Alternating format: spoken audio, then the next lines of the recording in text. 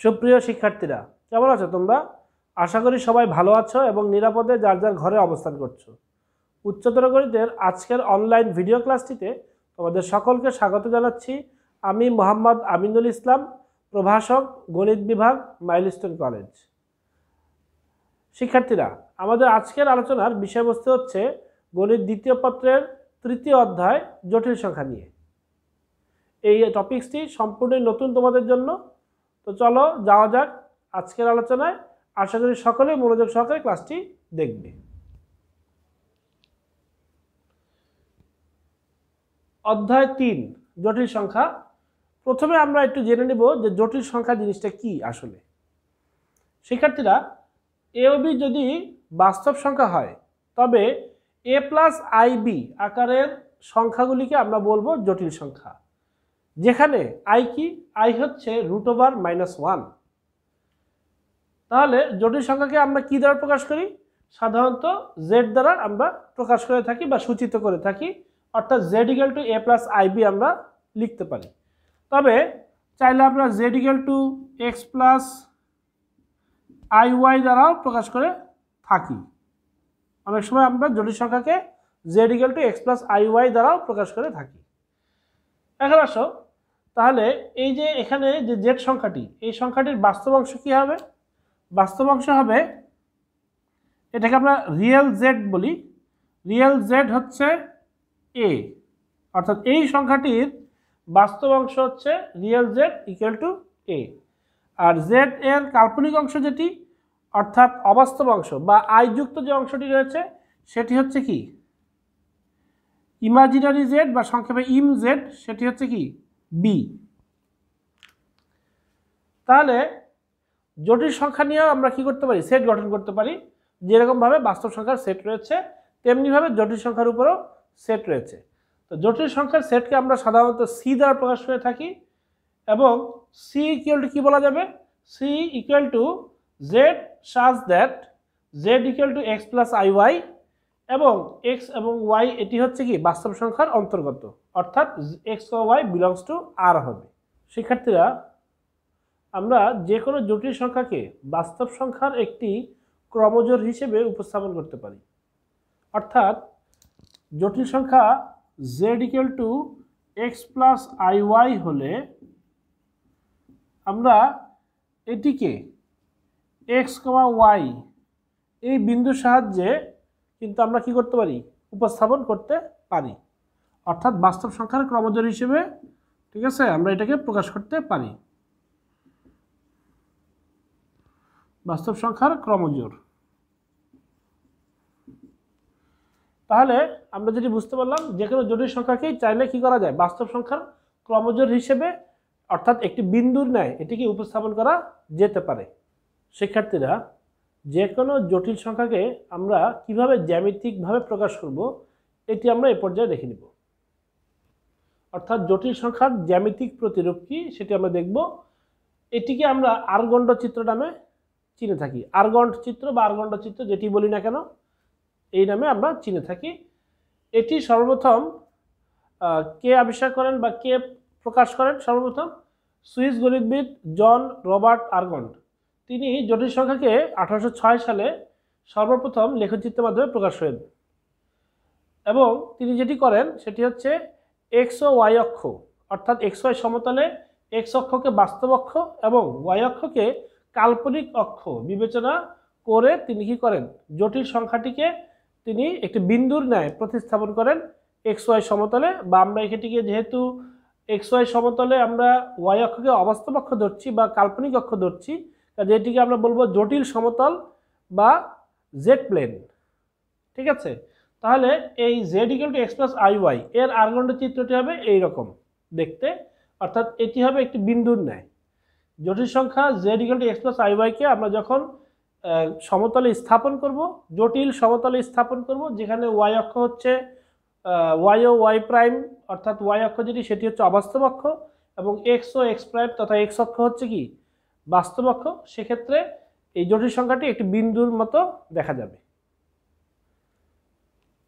এখন আসো, একটি জটিল সংখ্যাকে আমরা উদাহরণস্বরূপ এক্স ওয়াই সমতলে বসিয়ে তোমাদেরকে দেখাচ্ছি।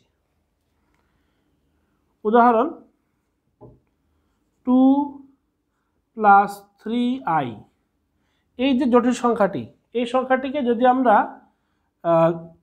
স্থাপন করি xy সমতলে, তোমরা সবাই একটু খেয়াল করে দেখবে, এটি হচ্ছে আমার x অক্ষ, এটি হচ্ছে আমার y অক্ষ।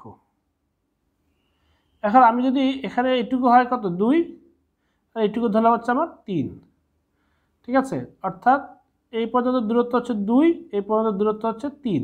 তাহলে এখানে আমরা যদি এই জটিল সংখ্যাটিকে আমরা এভাবে করে লিখতে পারবো, একটা বিন্দুর সাহায্যে লিখতে পারবো, ঠিক আছে। 2, 3 একটি বিন্দুর সাহায্যে আমরা এটিকে প্রকাশ করতে পারবো, যেখানে অবশ্যই y অক্ষ হচ্ছে কি অবাস্তব অক্ষ এবং x অক্ষ হচ্ছে বাস্তব অক্ষ। পর্যায়ে আমরা দেখে নিব জটিল সংখ্যাকে কিভাবে ভেক্টরের সাহায্যে প্রকাশ করা যেতে পারে, অর্থাৎ জটিল সংখ্যার ভেক্টর আকার কি।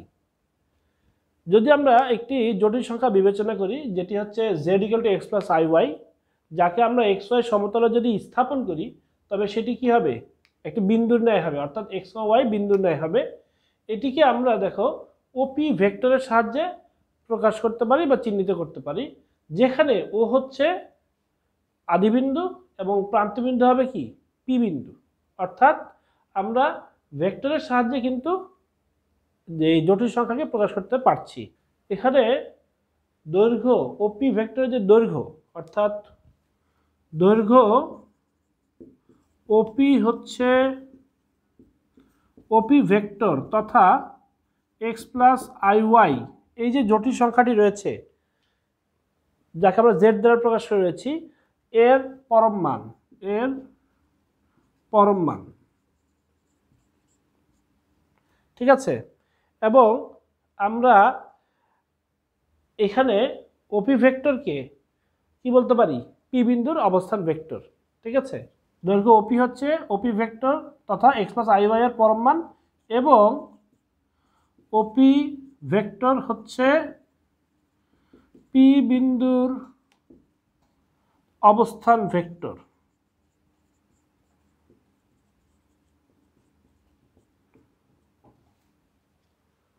অর্থাৎ জটিল সংখ্যাটি একটি অবস্থান ভেক্টর সাহায্যে প্রকাশিত হলো।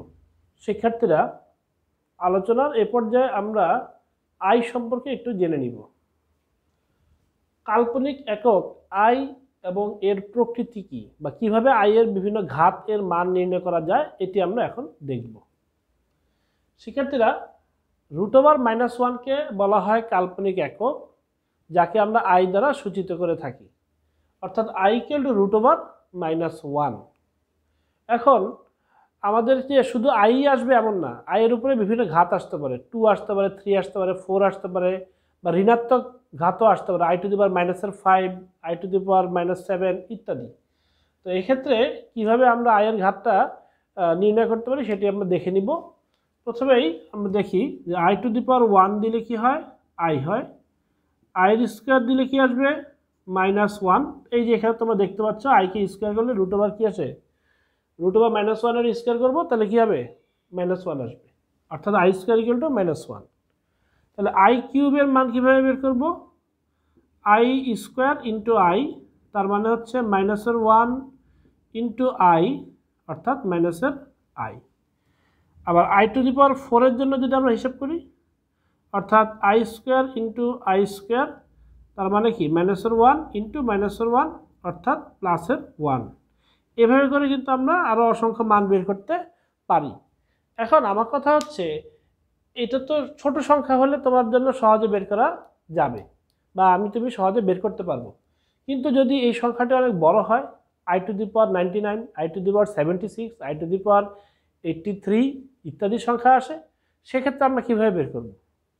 তাহলে আসো শিক্ষার্থীরা, আমরা একটা সহজ পদ্ধতি শিখে নেই আই এর মান নির্ণয় করার, বা আই এর ঘাত সম্বলিত রাশির মান নির্ণয় করার একটা সহজ পদ্ধতি আমরা এখন দেখব।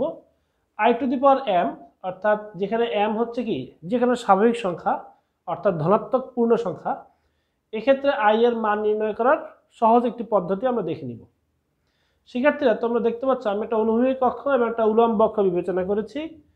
অনুভূমিক অক্ষ থেকে আমরা খেয়াল করে দেখি, প্রথমে আয়ের মান অনুভূমিক অক্ষে অর্থাৎ x অক্ষ বরাবর যদি বিবেচনা করি, সেখানে স্টার্টিংয়ে কী হবে, ওয়ান আসবে, অর্থাৎ এই পয়েন্টে আসবে কত ওয়ান, অর্থাৎ আই এর মান ওয়ান হবে।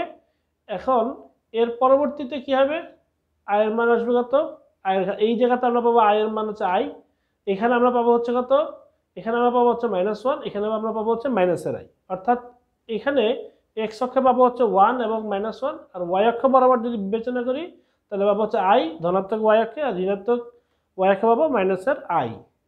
এখন কিভাবে এই অক্ষ বরাবর মানগুলো পড়তেছে সেটা আমরা একটু দেখে নিই। অর্থাৎ এখানে থাকবে হচ্ছে কি I to the power 4, I to the power 8 বা আই টু দি পাওয়ার কি হবে 4n আকৃতি, I to the power 4n, n এর মান আমরা যে কোনো কি নিতে পারি, ধনাত্মক পূর্ণ সংখ্যা নিতে পারি, অর্থাৎ 4 এর গুণিতক যে কোনো সংখ্যার জন্য কি হবে 1 আসবে। কিভাবে আসে আমরা একটু দেখে নিব, এখানে আমরা একটু দেখে নেই। আসো, আই টু দি পাওয়ার যদি আমরা 4n বিবেচনা করি তাহলে কি লিখবো, I to the power 4 into n, I to the power 4 এর মান পেয়েছিলাম আমরা কত 1, তাহলে 1 to the power n, that means 1। তাহলে এভাবে করে 4n অর্থাৎ n এর গুণিতক 4 গুণিতকের যে কোনো রাশির মানই আসবে কত 1, অর্থাৎ I to the power 4, I to the power 8, I to the power 12, I to the power 16, এভাবে করে আমরা 4 এর গুণিতক যে সংখ্যায় নিই না কেন তার মান আসবে 1। এবার আমরা 90 ডিগ্রি ঘুরে যাই, এবার ওয়াই অক্ষ বরাবর দেখি। আসো, I to the power 4n plus 1 পাচ্ছি আমরা, এখানে হচ্ছে কি I to the power 4n plus 1 সাধারণ আকৃতি, অর্থাৎ আয়ের মান যখন 4 এর গুণিতক অপেক্ষা 1 বেশি হয়, 4 এর গুণিতক অপেক্ষা 1 বেশি হয়, তখনকার জন্য এটা আই মান আসবে কত আই, অর্থাৎ I to the power 5, I to the power 9 ইত্যাদি ক্ষেত্রে মান আসবে কত আই। তাহলে আসো এটি আমরা দেখি কিভাবে আসে, I to the power 4n into I to the power 1, I to the power 4n এর মান একটু আগে পেয়েছি 1, আর আই টু দি পাওয়ার 1 মানে হচ্ছে আই, দ্যাট মিনস আই।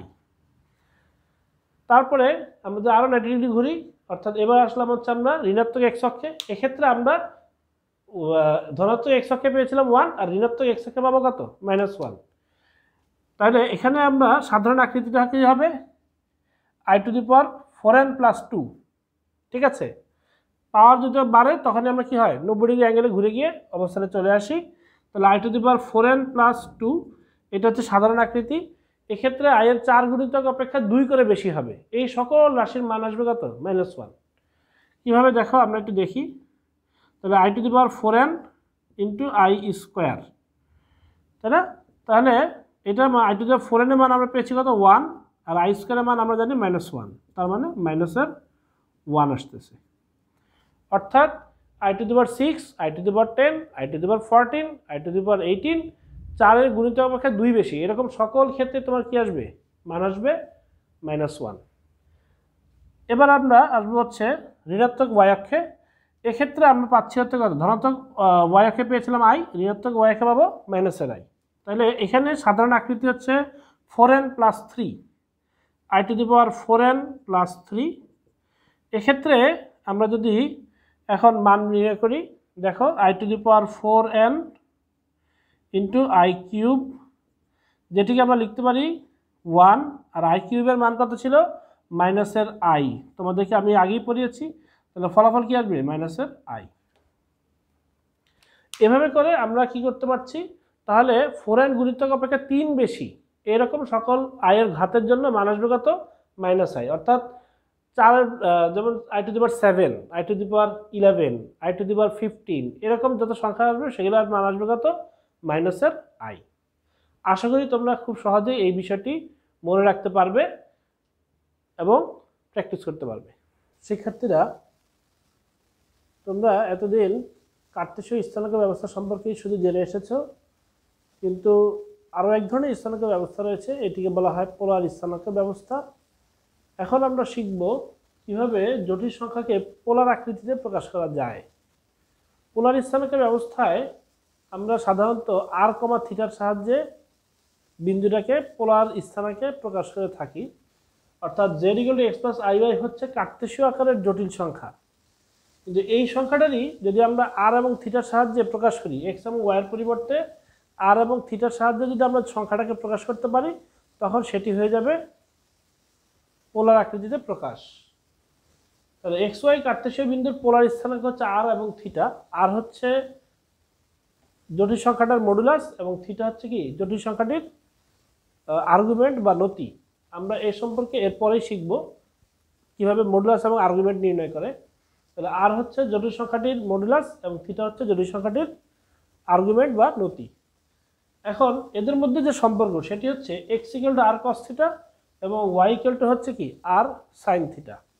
তাহলে আমরা কি করতে পারি দেখো, আমরা জানি যে Z equal to x plus I Y, এখানে এক্স এর পরিবর্তে আর কস থিটা বসালাম আর ওয়াই এর পরিবর্তে আর সাইন থিটা বসিয়ে পরবর্তীতে আমরা আর কমন নিলে কস theta plus i sine theta এই আকৃতিতে প্রকাশিত হয়। এটি হচ্ছে জটিল সংখ্যাটির পোলার আকৃতিতে প্রকাশ। তবে এটিকে চাইলে আমরা r into e to the power i theta এর সাহায্যেও লিখতে পারি। এখানে আসলে গণিতবিদ অয়লারের একটি সূত্র ব্যবহার করা হয়েছে বা সংজ্ঞা ব্যবহার করা হয়েছে যে cos theta plus i sine theta equal to e to the power i theta. তাহলে এটির পরিবর্তে আমরা লিখতে পারি e to the power i theta. তবে তোমরা যদি জটিল সংখ্যা পোলার আকৃতিতে প্রকাশ করো তাহলে তোমরা এখানেও রাখতে পারো, এখানেও লিখতে পারো, দুই জায়গাতেই তোমরা প্রকাশ করতে পারো। এটি হচ্ছে জটিল সংখ্যার পোলার আকৃতিতে প্রকাশ। এখানে আমি চিত্রের সাহায্যে জাস্ট তোমাদেরকে দেখিয়ে দিয়েছি কোনটি কি। পি বিন্দুটি যেটি সেটি হচ্ছে জটিল সংখ্যা নির্দেশক বিন্দু এক্স ওয়াই সমতলে তথা জটিল সমতলে। এখানে আসলে আমার এক্স ওয়াই বিন্দু দ্বারা জটিল সংখ্যা Z equal to x plus I ওয়াইকে নির্দেশ করছি। এখানে আর যেটি ওপি হচ্ছে আর অর্থাৎ জটিল সংখ্যাটির মডুলাসের মান, ঠিক আছে, জটিল সংখ্যাটির মডুলাস আর এর মান, এবং থিটা হচ্ছে জটিল সংখ্যাটির আর্গুমেন্ট বা নতি। এ সম্পর্কে এখনই আমরা জানব। আর এক্ষেত্রে এক্স এবং ওয়াই আমরা দেখতে পাচ্ছি।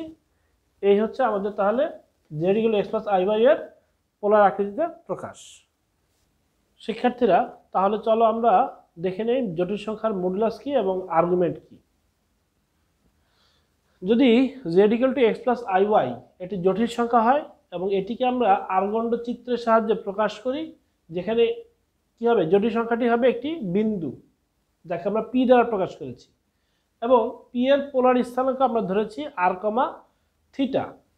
এখানে আমি আগেই বলেছিলাম আর হচ্ছে জটিল সংখ্যাটির মডুলাস এবং থিটা হচ্ছে কি জটিল সংখ্যাটির আর্গুমেন্ট নির্দেশ করে।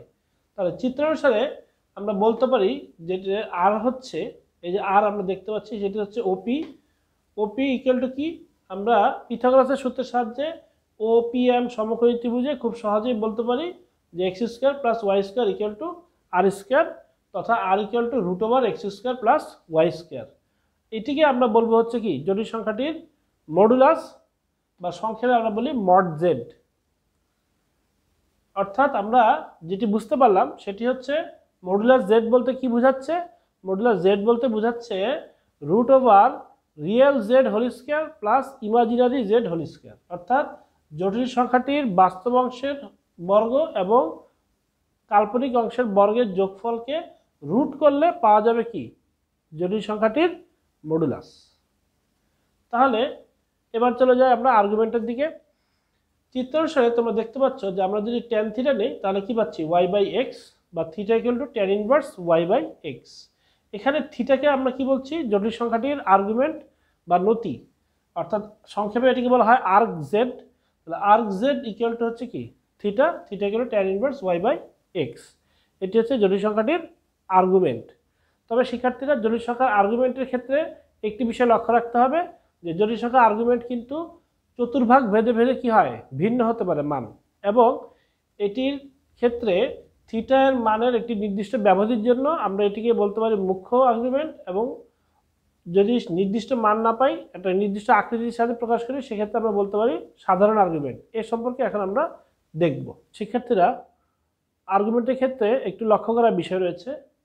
যদি এই আর্গুমেন্টের ক্ষেত্রে minus pi less than theta less than or equal পাই হয়, অর্থাৎ আর্গুমেন্ট থিটা এই সীমানার মধ্যে থাকে, এই ব্যবধির মধ্যে থাকে, তবে থিটাকে বলা হবে মুখ্য আর্গুমেন্ট।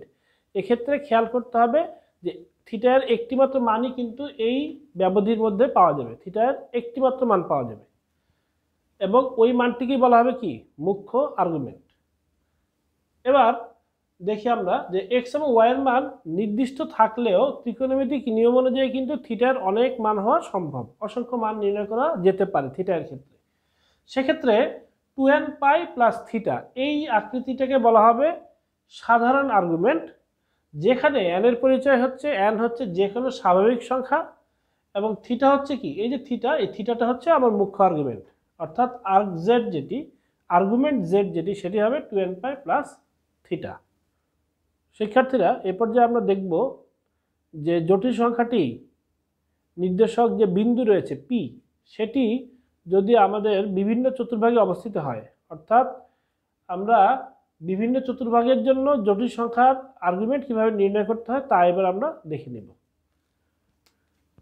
প্রথম চতুর্ভাগের ক্ষেত্রে z = x প্লাস iy, এক্ষেত্রে x এবং y উভয়ই হচ্ছে গ্রেটার দেন 0, সুতরাং আর্গুমেন্ট হবে theta, theta = tan inverse modulus y by X আসবে, মডুলাস দিতে হবে। Argument theta = tan inverse modulus y by X. এখন এটিকে যদি আমরা চিত্রের সাহায্যে প্রকাশ করি, এরকম একটি চিত্র আমরা দেখতে পাবো। এটি হচ্ছে y অক্ষ, এটি হচ্ছে x অক্ষ, এটি হচ্ছে মূল বিন্দু, এভাবে রয়েছে প্রথম চতুর্ভাগে বিন্দুটি অবস্থিত, জটিল সংখ্যা নির্দেশক বিন্দু px, y, এবং এটি থিটা কোণ উৎপন্ন করেছে। এবার দ্বিতীয় চতুর্ভাগে আর্গুমেন্ট কী হবে আমরা দেখব। দ্বিতীয় চতুর্ভাগে z = -x প্লাস iy, অর্থাৎ x এর মান 0 থেকে ছোট, y এর মান 0 থেকে বড়। সুতরাং আর্গুমেন্ট কি আসবে? আর্গুমেন্ট হবে pi minus theta, pi minus থিটার মান হচ্ছে tan inverse modulus y by X. এটির চিত্রটি দেখতে হবে এরকম,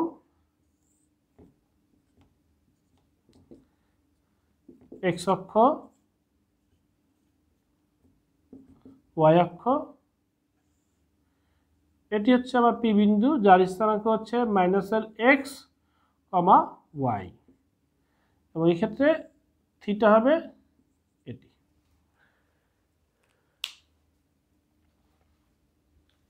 এবার তৃতীয় চতুর্ভাগের জন্য আমরা নির্ণয় করব তৃতীয় চতুর্ভাগে যেটি হবে যে z = -x মাইনাস iy, অর্থাৎ x <0, y <0। সুতরাং আর্গুমেন্ট কি আসবে? আর্গুমেন্ট হবে -pi plus theta, -pi plus theta বা -pi plus tan inverse modulus y by x. এটি ক্ষেত্রে চিত্রটি কীরকম আসবে?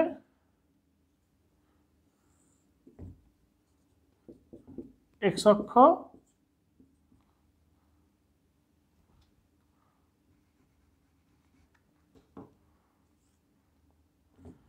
y অক্ষ,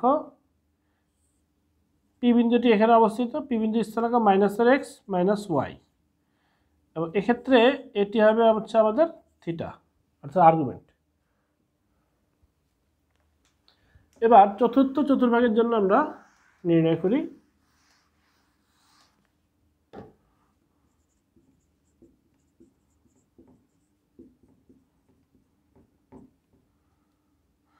z = x মাইনাস iy, অর্থাৎ x এর মান গ্রেটার দেন 0, y এর মান লেস দেন 0। সুতরাং আর্গুমেন্ট কি আসবে?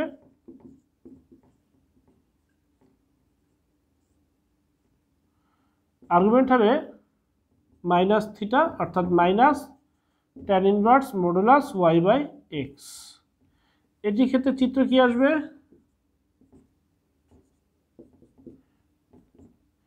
x অক্ষ,